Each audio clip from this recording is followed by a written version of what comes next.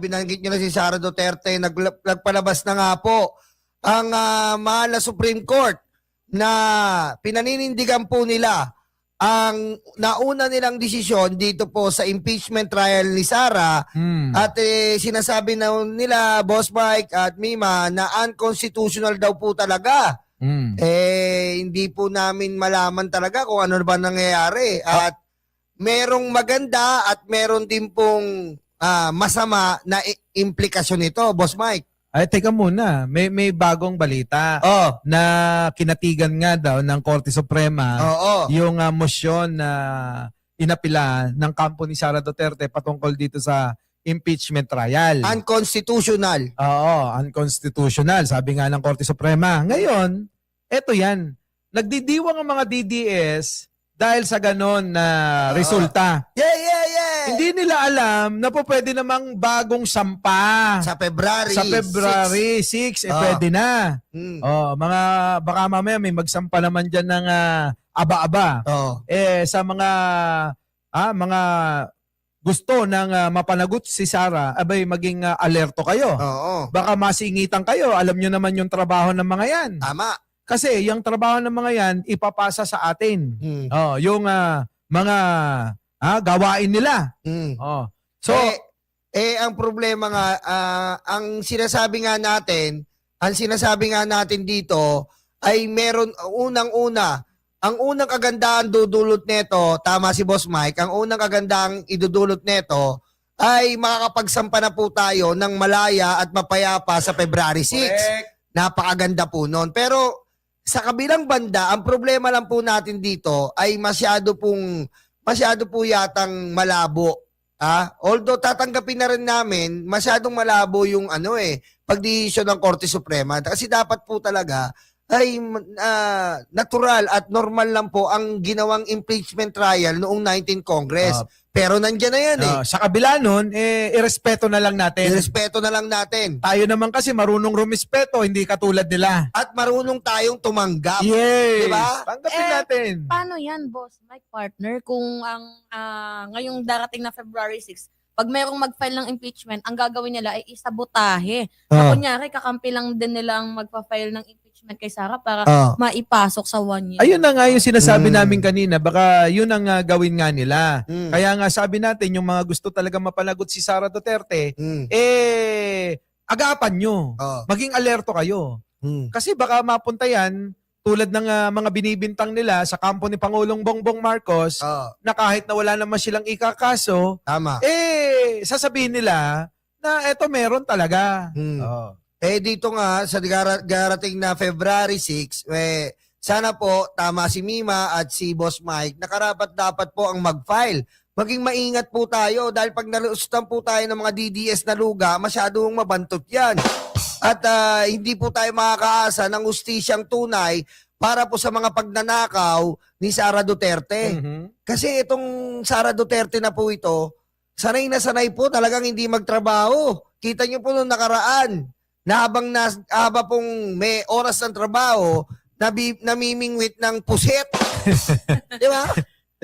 Natatawa ako kanina sa ginawang pag motorcade nila Mike Defensor.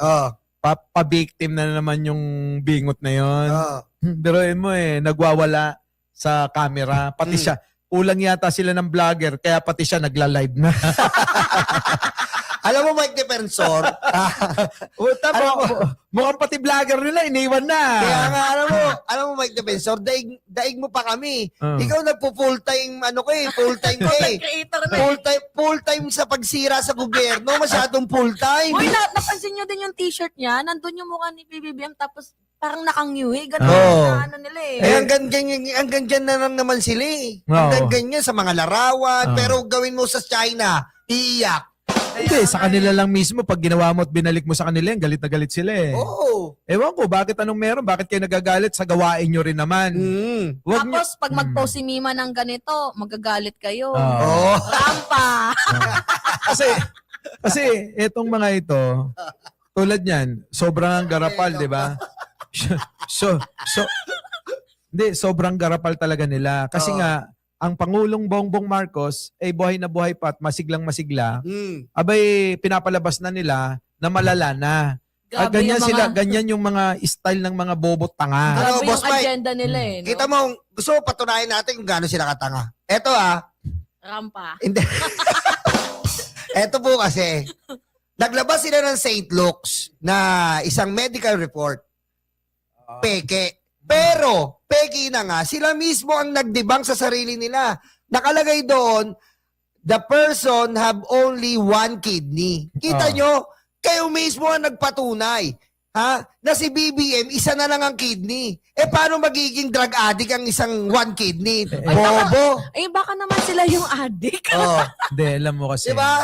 Sabi ko nga sa inyo, ulit-ulit na lang, yan na lang yung kanilang mga naratibo at propaganda. Mm.